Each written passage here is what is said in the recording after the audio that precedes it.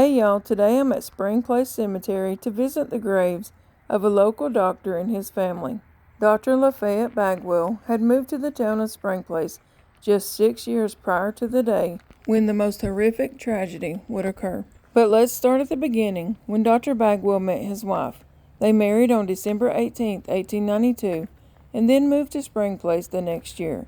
At that time, Nancy would have been pregnant with her oldest son, Emmett. Dr. Bagwell was busy establishing their home and his medical practice. He was very liked and well received in the community. Life was going good for the couple, and when Nancy shared the news that she was pregnant with her second child, another boy, who they would call Ernest, Dr. Bagwell was delighted and proud. The young doctor's practice would continue to grow alongside his young family. 2 years would pass before Nancy would give birth to a daughter named Florence, and tragedy would strike the young Bagwell family when Lafayette's loving wife, Nancy, passed away at just 26 years old. Dr. Bagwell buried his wife here at Spring Place, not knowing that only 6 short months later, tragedy would strike again. He continued working as the town doctor and hired a housekeeper to care for his children and home. The housekeeper, Miss Williams, and her 14-year-old grandson moved into the Bagwell home. In the early morning hours on Wednesday, the doctor returned home from a house call at around 1 a.m. It was speculated that he or Miss Williams had left a lamp burning in their room that either accidentally turned over or exploded. Dr. John Gilbert, who had been staying in the home, and Nancy's grandson, Frank, were asleep in the adjoining room. They awoke when they heard the cries and noise of Dr. Bagwell and Miss Williams. They tried to help rescue them by forcing a window open and climbing through. Both men were forced back by the heat of the flames. The heat singed their hair and blistered the ears and face of the young Williams.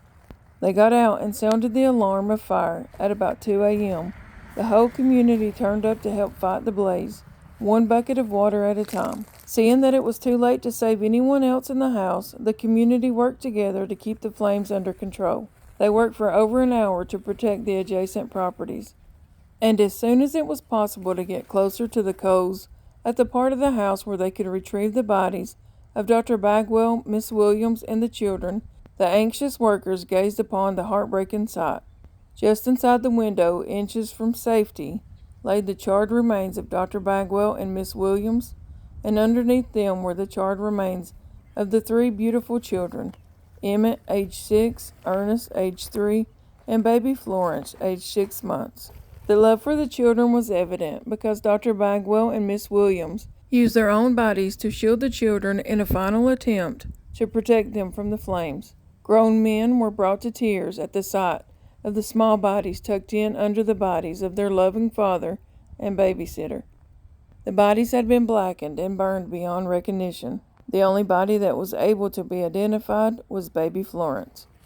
Over 1,000 people attended the funeral at the Baptist church. Dr. Bagwell was buried with his children in one casket, and Miss Williams was placed in another casket. Both caskets were then placed in the family plot.